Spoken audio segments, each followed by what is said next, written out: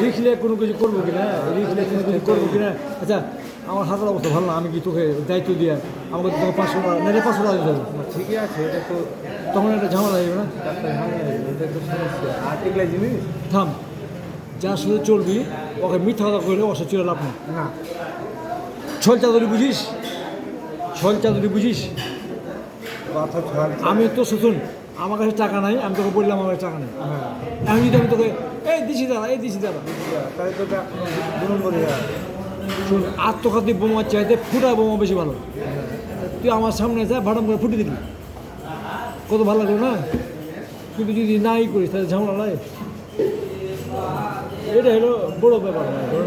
তো আগে নেই, আমি তো কোন নাম্বার আছে ই আছে, হাতের অবস্থা ভালো না বলে আমি তো কিছু করে যাইনি।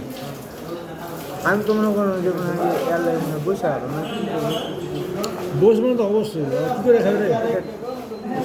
তাহলে তো কোন আমি ওটা করে গল্প করবো, হ্যাঁ ওরা কী করে খাবে? ওরা তো